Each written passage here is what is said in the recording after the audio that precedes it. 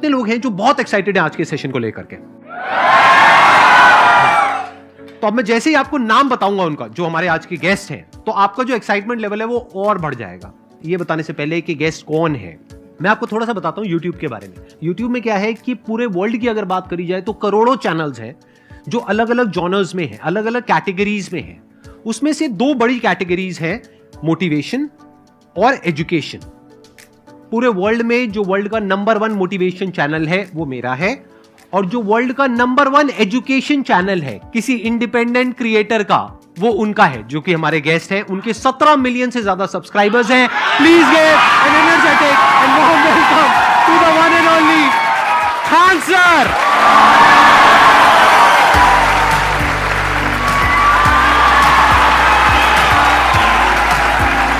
क्या हाल चाल जी, कैसे हैं आप?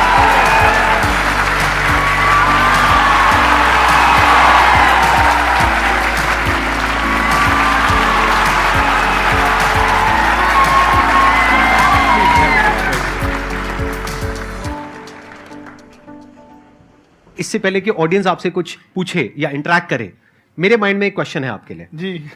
जो बच्चे हैं वो आपके इतने दीवाने क्यों हैं, इतने पागल क्यों हैं आपके पीछे? मतलब मेरे कमेंट सेक्शन में भरा पड़ा था, खान सर कब आएंगे, खान सर कब आएंगे। मतलब ऐसा क्या जादू कर दिया आपने बच्चों के ऊपर? ये सवाल हम आपसे भी पूछते हैं, हमारे पे भी इतना कमेंट आया, इतना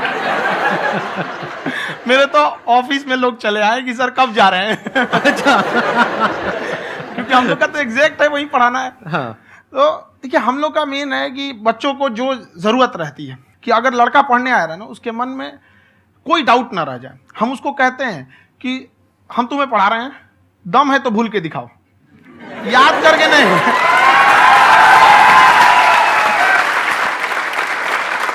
प्लस आप जिस प्राइस पॉइंट पे पढ़ा रहे हैं, आई थिंक वो सबसे कम है, वो बहुत ही कम है। सर ये जो फीस का कल्चर है, ये हमारा इंडियन कल्चर नहीं है। हमारा इंडियन कल्चर गुरु दक्षिणा है, उस हिसाब से वो सही है। ऑक्सीजन जैसे जिंदगी के लिए जरूरी है, वैसे एजुकेशन जरूरी है। कोई ये नहीं कह सकता है कि पैसे की वजह से वो खान सर के यहां से लौट गया। क्या बात है।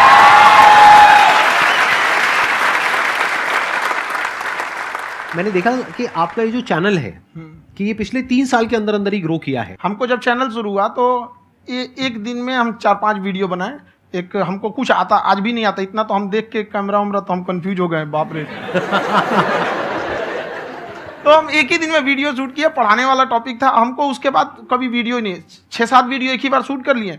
और एक जो थे जिनका कैमरा वगैरह था, मेरे पास कैमरे भी नहीं थे उस टाइम, और कैमरा 35,000 का था, तो 6 महीना इसी में लग गया, जो 35,000 इसी में फंस जाएगा।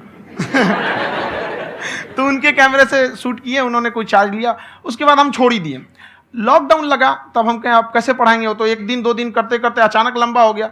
तब हमको याद आया कि ओहो, मेरा एक चैनल भी है वहाँ पे। तो उस समय उस पर लगभग 30,000 सब्सक्राइबर हो चुके थे। तो जैसे लॉकडाउन लगा तो उस पर पढ़ाना चालू किया, और पता नहीं क्या लोगों को पढ़ाई में इतना इंटरेस्ट आ गया कि आपका स्टाइल ऐसा है थोड़ा सा, आप आई थिंक पढ़ाई के साथ साथ में जो बीच बीच में आप थोड़ा बहुत छोड़ते रहते हैं ना, मतलब जो एंटरटेनमेंट चलता रहता है। ये बात हम देखिए, जब हम गुलाम थे ना, तो अंग्रेजों ने एक चाल चला था कि भारत को हम फिजिकली गुलाम रखेंगे 100-200 साल, मेंटली 1000 साल कर देंगे। उन्होंने पढ़ाई का मॉडल चेंज कर दिया। उन्होंने ऐसा डिजाइन किया कि ये टीचर की रिस्पॉन्सिबिलिटी है, वो पढ़ा के चला जाए। टीचर की रिस्पॉन्सिबिलिटी यहाँ खत्म नहीं हो जाती। पढ़ाना तो कोई भी पढ़ा सकता है, टीचर की इससे बड़ी रिस्पॉन्सिबिलिटी होती है उसे समझाना। वो समझा कि नहीं समझा। अगर लड़का आपके समझाने के बाद डाउट रह गया तो ये आपकी गलती है। लड़का हमसे पूछता है, सर इतनी भीड़ है आपके पास, तो कहते सर डाउट कैसे पूछेंगे? हम कह रहे यार, तुम्हारा डाउट बचेगा तब ना पूछेगा तुम डाउट यहाँ पे।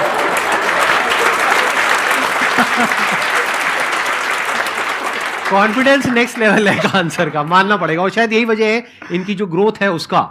किसी ने शायद सपने में भी नहीं सोचा होगा कि पिछले 2 साल के अंदर अंदर जो आपके चैनल की ग्रोथ हुई है, जैसे आप खुद ही बता रहे हैं कि लॉकडाउन के टाइम पे आपके 30,000 के करीब सब्सक्राइबर्स थे, आज की डेट में 17 मिलियन है। और मेरा एक क्वेश्चन और है, इससे पहले कि ऑडियंस में से आपसे कोई क्वेश्चन पूछे, कि कई बार आप ऐसे भी टॉपिक्स टच करते हैं जो थोड़े से कंट्रोवर्शियल हैं या थोड़े से सेंसिटिव हैं, जिसके ऊपर बात करने की हिम्मत आई थिंक बहुत ही कम लोगों में है। तो आपको कभी ये नहीं लगता है कि कहीं ज्यादा तो नहीं हो रहा है, इसको थोड़ा रोक देते हैं, थोड़ा कम कर देते हैं? क्योंकि कोई लाइन ही नहीं है वैसे तो बोलने को, तो आप कुछ भी बोल दो, कितना भी बोल दो। हुई है कंट्रोवर्सी बहुत बार। एक्चुअली बचपन से हमको फौज में जाना था, और फौज वालों के लिए ये सब मायने नहीं रखता। उसको करना है मतलब करना है, तुम सामने कुछ भी रहो, डजंट मैटर।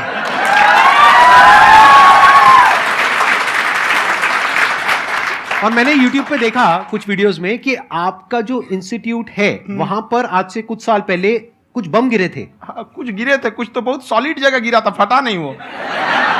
मतलब आपके आसपास? हाँ, बम को भी पता है कि टीचर की इज्जत किया जाता है। क्या बात है, क्या बात है। मैं समझ पा रहा हूं कि ये आपके अंदर जो एटीट्यूड है ये कहां से आ रहा है, क्योंकि आप बचपन से ही फौज में जाना चाहते थे, तो आप जंग के मैदान में ही खड़े हैं एक तरीके से। बस फर्क ये है कि आपके हाथ में कलम है, हथियार ना हो करके। हथियार से एक आदमी की जान जा सकती है, हाँ। कलम से बहुत ताकत होता है। शिक्षा एक ऐसा हथियार है ना, हर कुरीतियों से लड़ सकता है, हर तरह की समस्याओं से। और ये एक ऐसा हथियार है, मेटल डिटेक्टर में भी नहीं पकड़ाता है।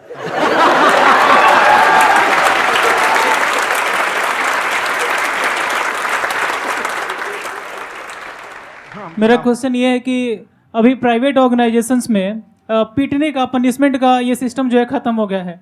हम आपके वीडियो में देखे हैं सर कि आप एक बड़ा सा रोल रखे रहते हैं, पुलिस है वाला ना? लाठी है वो, अब पुलिस वाला लाठी है और स्टेज पे बुला के बच्चों को उसी से धुनाई शुरू कर देते हैं मस्त एकदम से, है ना? तो सर मतलब कि बच्चे मतलब कि डरते नहीं हैं आपसे, और इस तरीके से कैसे कनेक्टेड हैं आपसे, है ना? और एक और क्वेश्चन सर, यूपीएससी का जो आप अपना बैच स्टार्ट करने वाले हैं, ठीक है, उसके बारे में बताइए सर, क्योंकि मुझे मतलब कुछ इशू करना है सर, ठीक है? और संदीप सर को देख लिए, मेरा तो वैसे ही हो जाना है।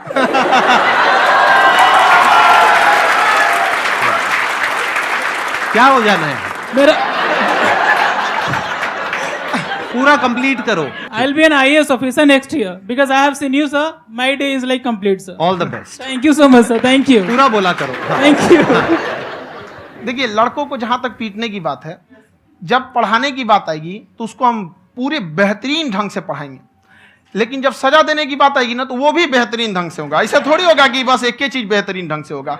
और डर का होना बहुत जरूरी है। ये डर भी अपने आप में एक मोटिवेशन है, क्योंकि जब आपके अंदर एक थोड़ा सा डर रहे ना, तो डर के भागिए मत। एक ऐसा डर जिसको आप लगे कि नहीं नहीं थोड़ा सा और करने की जरूरत है, फिर तो ये हम इसको क्रॉस कर जाएंगे आप।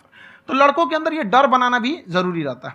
और रही बात यूपीएससी वाले की, जो आपने बोला, बहुत सारे लड़के वेट कर रहे हैं यूपीएससी की, क्योंकि 2-2.5 लाख फीस सारे लोग एफोर्ड नहीं कर सकते। और हमारा वही रहता है, हम तो ज्यादातर हमारे स्टूडेंट देखेंगे तो किसी के रिक्शा वाला, सब्जी वाला, यही लोग, इनको तो 2.5 लाख रुपया, इनके पास पूरी संपत्ति नहीं होती है, फीस कहाँ से भरेंगे वहां पे, उसके बाद रहेंगे कहाँ से? तो ऑल ओवर इंडिया से, कश्मीर से कन्याकुमारी तक, गरीब से गरीब भी लड़का उसको पढ़ सकता है। यही कुछ 1000 रुपये मंथली, 12-14 हजार साल का पड़ेगा, खत्म हो जाएगा इतना में।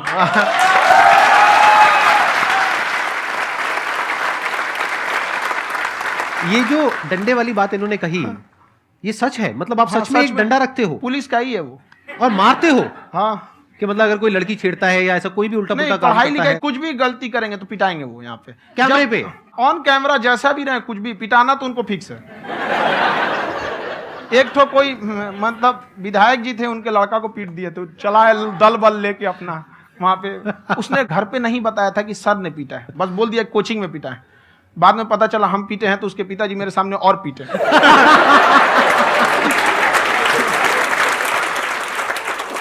सर आपका सबसे बड़ा डर क्या है, आप दोनों का? फौजी को डरे नहीं लगता है, बाकी अफसर से पूछिए। आज के सेशन से पहले कोई डर नहीं था, लेकिन अब मुझे इनकी डंडे वाली कहानियां सुन करके डर लग रहा है कि कहीं मैंने गलती से कुछ बोल दिया अरे ऐसा और नहीं। इन्होंने कहीं पीछे कुछ रखा हुआ है और यहीं आ करके अगर इन्होंने मेरी पिटाई कर दी तो बहुत बुरा हो जाएगा। तो इसलिए हमको थोड़ा डर लग रहा है।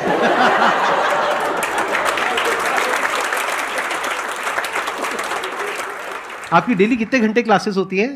6-7 घंटे। अभी भी खुद ही करते हो आप? हाँ, जो भी हमारे classes स्टाफ करते हो। परेशान रहते हैं। हम 1:30-2 बजे सोते हैं, सुबह 6 बजे उठ जाते हैं, परेशान रहते हैं। यार इतना क्यों करते हो, है ना? कभी तो उनको भी साथ साथ लगना पड़ता है ना। उनको साथ साथ लगना पड़ता है। हम जग गए तो कोई सोया थोड़ी रहेगा, परेशान रह, दिन में सोते ही नहीं है, बेचारा कहीं कहीं जाके सोते रहता है। तो हम सीट बांध दिए कि भाई तुम इस समय सो जाना, तुम इधर सो जाना। आपकी शादी हो गई या नहीं हुई अभी? मेरी खुशहाली देख के आप आइडिया लगा सकते हैं।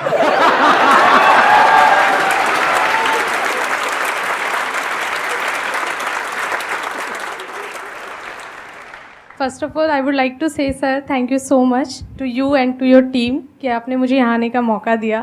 एंड सर अब तक मैंने आपको सिर्फ फ़ोन या लैपटॉप में ही देखा है दोनों को, आज फर्स्ट टाइम लाइव देख रही हूँ तो बहुत अच्छा लग रहा है।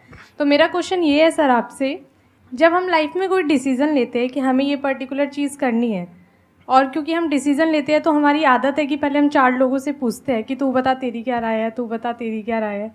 तो उनमें से अगर कोई हमें कह देता है कि ये बेकार डिसीजन है मत कर, तो हमारा माइंड कहीं ना कहीं डाइवर्ट होने लगता है और उसकी वजह से हम अपना डिसीजन चेंज कर देते हैं। तो मेरा क्वेश्चन ये है कि कैसे हम अपने डिसीजन पे स्टिक रहे, कैसे हम जो दूसरे के ओपिनियन है उनको अफेक्ट ना होने दें अपने ऊपर। दूसरे से सलाह लेने से पहले एक बार खुद उस पर रिसर्च कर लेना चाहिए, ताकि आप सामने वाला क्या सलाह दे रहा है आपको समझ में आना चाहिए। यहाँ पर ऐसा नहीं है कि कई बार ऐसे होते हैं कि दूसरे वाले को एक्सपीरियंस होता है, तो अगर आपको पहले से आइडिया है, उसके बारे में आप बेहतरीन ढंग से रिसर्च किए हैं कि क्या इसमें प्लस पॉइंट है क्या निगेटिव है, उसके बाद आप किसी से सलाह लेने जाइए। ये नहीं कि मन में आया सीधा बता गड़बड़ा जाएगा। तो वहाँ पे पहले आपको R&D करना पड़ता है, समझ में आया कि नहीं। और जिंदगी हो या गाड़ी, जीतेगा वही जो टाइम पे गियर चेंज कर रहा है। तो डिसीजन चेंज करना बहुत ज़्यादा गलत नहीं है। इन्होंने बहुत अच्छी बात कही है और मैं इसी बात में थोड़ा सा और ऐड ऑन करूंगा कि ये जो आपने कहा ना कि अपने डिसीजन पे स्टिक कैसे रहें, ये कोई अच्छी क्वालिटी नहीं है, क्योंकि टाइम टू टाइम आपको अपने डिसीजंस को चेंज करना होता है। जैसे आपने 4 लोगों से डिस्कस किया, कोई इंसान कुछ पॉजिटिव बोल रहा है, कोई नेगेटिव बोल रहा है, उससे फर्क नहीं पड़ना चाहिए। डिपेंड ये करता है कि वो जो बोल रहा है उसका बेसिस क्या है। क्या वो किसी नॉलेज या एक्सपीरियंस के बेस पे बोल रहा है या ऐसे ही कुछ भी बोल रहा है? ऐसे ही बोल रहा है तो फिर उसकी बात पे ध्यान क्यों दे रहे हो? अगर किसी नॉलेज या एक्सपीरियंस के बेस पे बोल रहा है, फिर चाहे वो पॉजिटिव बोल रहा है चाहे नेगेटिव बोल रहा है, दोनों ही मायने रखता है। उसके बाद में रिसर्च करनी है और फिर रिसर्च करने के बाद में फाइनल डिसीजन अपना खुद का होना चाहिए। अब वो डिसीजन उससे अलग भी हो सकता है जो आपने पहले लिया था, और वो सेम भी हो सकता है। सर मेरा क्वेश्चन दोनों से है आपसे, how to deal procrastination and laziness. हमारा ब्रेन है ना, ये बहुत आलसी टाइप का है, इसको आराम खोजना पसंद है। अब थोड़ा सा भी अब इसको आराम की ओर लेके चलेगा ना तो फिर उधर ही रहेगा। आप सोचेंगे 10 मिनट आराम कर लेते हैं ना, तो 10 मिनट 2 घंटा बना देगा। उसको टॉर्चर कीजिए, चल 10 मिनट बाद में। उसको आप उस पर हावी मत, वो कह रहा है कि हमको आराम चाहिए, आपको हाँ आराम मिलेगा, पहले काम फिर मिलेगा आराम। तो आप उसके हिसाब से मत चल। आपका मन कर रहा है थोड़ा सा देख लेते हैं, कोई नोटिफिकेशन आया, आप कोई काम कर रहे हैं, क्यों पहले काम कर लीजिए, बाद में देखिएगा ना नोटिफिकेशन। आप हावी मत होने दीजिए यहाँ पे। अगर आप 5 मिनट भी थोड़ा सा लूज पड़े ना, थोड़ा सा कमर सीधा कर लेते हैं, 2 घंटा बर्बाद कर दिया आपको। हावी मत होने दीजिएगा उसको अपने ऊपर। प्रोक्रेस्टिनेशन को तोड़ने का एक ही तरीका है, सबसे छोटे लेवल पे ले जा करके उस गोल को तोड़ दो। यानी वो गोल बहुत बड़ा है, उसको ब्रेक डाउन करो, उसके सबसे पहले स्टेप पे आ जाओ कि उसको अचीव करने का सबसे पहला स्टेप क्या है। जैसे गाड़ी चलाना सीखना है, उसको सबसे पहला स्टेप क्या है। अगर घर में कोई नहीं है सिखाने वाला या सिखाने वाली, तो बाहर जा करके जो गाड़ी का ड्राइविंग स्कूल है उधर जा करके पैसे दे दो। अब फंस गए ना तो फंसा दो अपने आप को। दिमाग ये लगाओ कि अपने आप को कैसे फंसाया जाए। जब हम फंस जाते हैं ना तो फिर हमको वो काम करना ही पड़ता है। Then there is no looking back. जब तक आप सोच रहे हो तब तक सोच रहे हो, उसको बोलते हैं पैरालिसिस ऑफ एनालिसिस, कि आप सोचते चले जा रहे हो अपने माइंड में, मैं ये करूंगा वो करूंगा वो करूंगा वो करूंगा, और प्रोक्रेस्टिनेट हो रहा है, वो चीज टलती चली जा रही है। तो उसको छोटे से छोटे लेवल पे ब्रेक डाउन करके उसको कर दो, दैट इज नंबर 1। और जैसे ही करना शुरू करते हो, कोशिश करो कि उसको जब तक कि आप सही से नहीं कर लेते हो उसको छोड़ना नहीं है, तो आपकी लेजीनेस भी खत्म हो जाएगी। कई लोगों को तो हमने देखा जो सप्ताह में कुछ भी नहीं करता, वो भी संडे को आराम कर रहा है।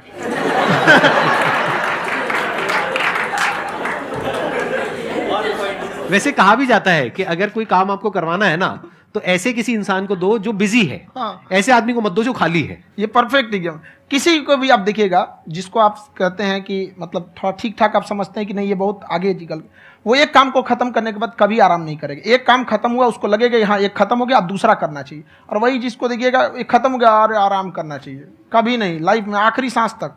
सर यहाँ पे सब हिंदी में पूछते हैं, इंग्लिश में पूछते हैं, मैं भोजपुरी में पूछूं? जौन भाषा ठीक लगे तोने में पूछ दो। हाँ सर।